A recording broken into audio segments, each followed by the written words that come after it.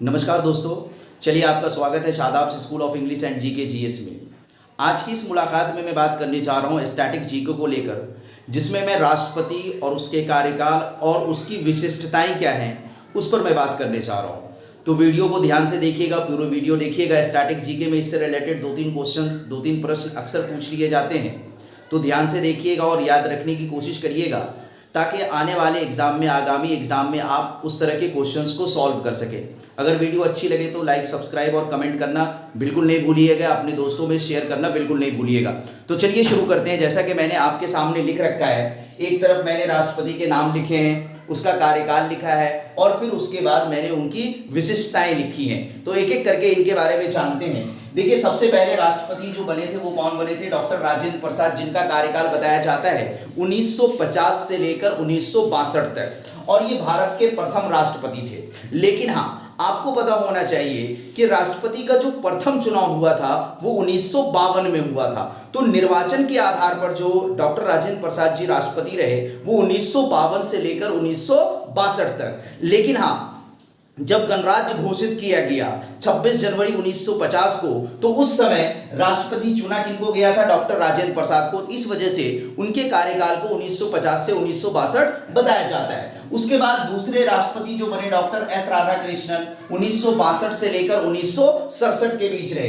इनके बारे में महत्वपूर्ण बात यह है कि ये भारत के प्रथम उपराष्ट्रपति भी रहे, राधाकृष्णन साहब, और फिर उपराष्ट्रपति के बाद ये राष्ट्रपति का भी चुनाव जीत कर आए। तो 62 से 67 तक राधाकृष्णन साहब देश के दूसरे राष्ट्रपति रहे, जो कि पहले उपराष्ट्रपति भी रहे। उसके बाद प्रथम मुस्लिम राष्ट्रपति डॉक्टर जाकिर हुसैन बने, जो कि 1967 से लेकर 1969 तक। और डॉक्टर जाकिर हुसैन का जो है, उनके कार्यकाल में ही उनकी क्या हो गई थी? मृत्यु हो गई थी। तो उनके कार्यकाल में मृत्यु होने के बाद वीवी गिरी को जो है कार्यवाहक राष्ट्रपति बनाया गया था। तो अगर कभी आपसे ये प्रश्न पूछ लिया जाए कि प्रथम कार्यवाहक राष्ट्रपति भारत के कौन थे, तो वीवी गिरी। और वो कितने महीने के लिए बने थे? देखिए, मई 1969 से लेकर जुलाई 1969, यानी 2 महीने के लिए कार्यवाहक राष्ट्रपति बने थे। और फिर चूंकि वीवी गिरी को राष्ट्रपति का चुनाव लड़ना था, इन्होंने अपने पद से इस्तीफा दिया। तो प्रथम जो मुख्य न्यायाधीश कार्यवाहक राष्ट्रपति बने वो कौन बने? एम हिदायतुल्लाह, वीवी गिरी के इस्तीफा देने के बाद। तो अगर पूछ लिया जाए कि प्रथम मुख्य न्यायाधीश जो कि कार्यवाहक राष्ट्रपति बने वो कौन बने थे? एम हिदायतुल्लाह साहब, जुलाई 1967 से लेकर अगस्त 1967 के बीच। ठीक है। फिर उसके बाद वीवी गिरी चुनाव जीत कर आए, है ना। 1969 से 1974 तक राष्ट्रपति रहे। और वीवी गिरी के बारे में एक दूसरी बात जो याद रखनी है वो ये कि राष्ट्रपति का जो चुनाव होता है ना, आपको पता होगा कि वो single transferable indirect vote system के थ्रू होता है ना, जिसमें वोट क्या होते हैं? हस्तांतरित होते हैं। तो वीवी गिरी साहब ये प्रथम वो राष्ट्रपति हैं जो कि दूसरे चरण के मतगणना के बाद क्या चुने गए थे? राष्ट्रपति चुने गए थे। ये बात आपको याद रखनी है किनके बारे में? वीवी गिरी के बारे में। तो वीवी गिरी के बारे में 2 बातें याद रखनी है। एक तो ये कि प्रथम कार्यवाहक राष्ट्रपति बने थे वीवी गिरी साहब, और दूसरा ये कि दूसरे चरण के मतगणना के बाद इनको क्या चुना गया था? राष्ट्रपति चुना गया था वीवी गिरी को। उसके बाद दूसरे मुस्लिम राष्ट्रपति कौन बने? फखरुद्दीन अली अहमद, 1974 से 1977 तक इनका कार्यकाल रहा। और ये जो दूसरे मुस्लिम राष्ट्रपति थे, इनकी भी मृत्यु जो है ना कार्यकाल के दौरान ही हो गई थी। ठीक है। फिर उसके बाद वीडी जत्ती क्या बने? तीसरे कार्यवाहक राष्ट्रपति बने, फरवरी 1977 से लेकर जुलाई 1977 तक। ठीक है। तो पहले कौन कार्यवाहक राष्ट्रपति बने? तो आपको याद रखना होगा वीवी गिरी। दूसरे कौन बने कार्यवाहक राष्ट्रपति? तो एम हिदायतुल्लाह। और तीसरे कौन बने? तो वीडी जत्ती साहब। ये याद रखना है। और फिर देखिए यहां पर क्या है कि नीलम संजीव रेड्डी उसके बाद राष्ट्रपति बनते हैं 1977 से लेकर 1982 तक। और नीलम संजीव रेड्डी जी को अक्सर पूछ लिया जाता है, चूंकि ये निर्विरोध चुनाव जीतने वाले थे, इनके विरोध में कोई कैंडिडेट ही नहीं खड़ा हुआ था। तो निर्विरोध चुनाव जीतने वाले जो प्रथम राष्ट्रपति हैं वो कौन है? प्रथम और आखिरी भी। उसके बाद चूंकि ऐसा हुआ नहीं, तो नीलम संजीव रेड्डी जो है निर्विरोध चुनाव जीत कर आए थे। और वो कब से कब तक राष्ट्रपति रहे? 1977 से 1982 तक। उसके बाद ज्ञानी जैल सिंह राष्ट्रपति बनते हैं 1982 से 1987 तक। इन्होंने जेबी वीटो का प्रयोग किया है। ठीक है। आपने राष्ट्रपति को जब पढ़ा होगा तो राष्ट्रपति के उस चैप्टर में आपने जो है ना जेबी वीटो के बारे में पढ़ा होगा कि राष्ट्रपति जो है ना जेबी वीटो का प्रयोग कर सकता है किस अनुच्छेद के तहत? अनुच्छेद 111 के तहत, कि अगर राष्ट्रपति चाहे तो किसी भी बिल को अपने पॉकेट में रख सकता है, उस पर हस्ताक्षर नहीं कर सकता और चुपचाप खामोशी के साथ अपने पॉकेट में रख सकता है। तो ज्ञानी जैल सिंह, है ना, वो प्रथम राष्ट्रपति हैं जिन्होंने, है ना, वीटो पावर का प्रयोग किया। किस मामले में? डाक अधिनियम बिल के मामले में, जो कि 1982 में लाया गया था। तो ज्ञानी जैल सिंह ने जो है ना डाक अधिनियम बिल पर के जो है ना अपना वीटो पावर का उन्होंने प्रयोग किया। ठीक है।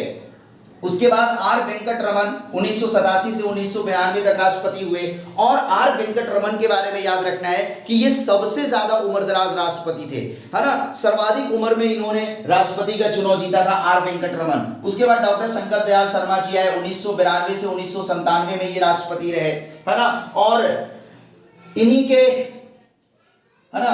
के कार्यकाल में जो है ना 73वां 74वां संविधान संशोधन हुआ, जो कि पंचायती राज से संबंधित है। फिर उसके बाद डॉक्टर के आर नारायणन आए 1997 से 2002। और ये डॉक्टर के आर नारायणन साहब जो हैं ये प्रथम दलित राष्ट्रपति हैं। अगर आपसे कभी पूछ लिया जाए भारत के प्रथम दलित राष्ट्रपति कौन है, तो डॉक्टर के आर नारायणन साहब। फिर उसके बाद एपीजे अब्दुल कलाम साहब आए, जो कि 2002 से 2007 तक राष्ट्रपति रहे। एपीजे अब्दुल कलाम के बारे में आप जानते होंगे कि एपीजे अब्दुल कलाम जी जो है वो मिसाइल मैन है, और इन्हीं के कार्यकाल में, है ना, झंडा फहराने का क्या हुआ? मूल अधिकार बनाया गया कि कोई भी नागरिक जो है, कोई भी व्यक्ति जो है अपने घर या कहीं पर भी झंडा फहरा सकता है, ये अधिकार दिया गया एपीजे अब्दुल कलाम साहब के समय में। और दूसरा अधिकार राइट टू इंफॉर्मेशन का भी अधिकार मिला था, जो कि मौलिक अधिकार बना दिया गया। किस समय? एपीजे अब्दुल कलाम के समय में, जो कि आर्टिकल 19 में उसे क्या किया गया? शामिल किया गया, अनुच्छेद 19 में मौलिक अधिकार बनाकर। ठीक है। उसके बाद जो है एपीजे अब्दुल कलाम के बाद प्रतिभा पाटिल जी राष्ट्रपति बनती है 2007 से 2012 तक। प्रतिभा पाटिल के बारे में आपको सीधे तौर पे याद रखना है कि प्रथम महिला राष्ट्रपति, अगर कभी आपसे पूछ लिया जाए कि भारत की प्रथम महिला राष्ट्रपति कौन है, तो प्रतिभा पाटिल साहब, ठीक है, साहिबा, सॉरी माफ करिएगा। चलिए उसके बाद आगे प्रणब मुखर्जी 2012 से 2017 तक राष्ट्रपति रहे। और फिर उसके बाद रामनाथ कोविंद जी 2017 से 22 तक, और इनके समय में एनआरसी किया गया असम में। और फिर 2022 से इस समय जो है ना वो कौन है आगे? द्रौपदी मुर्मू जी हैं। तो अगर आपसे पूछा जाए कि दूसरे दलित राष्ट्रपति कौन है, तो द्रौपदी मुर्मू जी। और दूसरी महिला राष्ट्रपति कौन है, तो वो भी आपका जवाब क्या होगा? द्रौपदी मुर्मू जी। तो कुछ क्वेश्चन जो इससे बनते हैं वो आपको याद रखना है। एक तो ये कि प्रथम उपराष्ट्रपति जो के राष्ट्रपति बने वो कौन थे? डॉक्टर राधा कृष्णन, ये आपको याद रखना है। प्रथम कार्यवाहक राष्ट्रपति कौन बने, तो आपको याद रखना है वीवी गिरी। दूसरे कार्यवाहक राष्ट्रपति कौन बने, तो एम हिदायतुल्लाह। और एम हिदायतुल्लाह साहब जो है वो तत्कालीन क्या थे? मुख्य न्यायाधीश थे, बात समझिएगा। और तीसरे कार्यवाहक राष्ट्रपति कौन बने, तो आपने अभी यहाँ सुना वीडी जत्ती साहब। और निर्विरोध जीतने वाले जो राष्ट्रपति थे वो नीलम संजीव रेड्डी साहब निर्विरोध जीत कर आए थे। और वीवी गिरी साहब जो ऐसे राष्ट्रपति थे जो दूसरे चरण में चुनाव उन्होंने जीता था। प्रथम महिला राष्ट्रपति अगर पूछ लिया जाए तो प्रतिभा पाटिल साहिबा।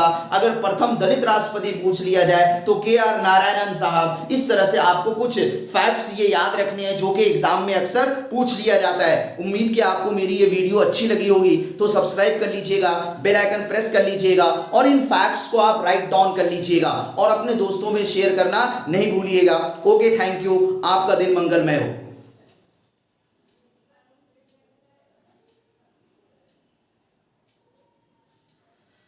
ठीक है, चलिए, उम्मीद कि आपको ये वीडियो बहुत अच्छी लगी होगी, है ना। इससे 2-4 प्रश्न अक्सर पूछे जाते हैं, तो याद कर लीजिएगा। जो भी 3-4 फैक्ट्स आपको मैंने बताए याद करने के लिए, वो जरूर याद करिएगा। Okay, thank you.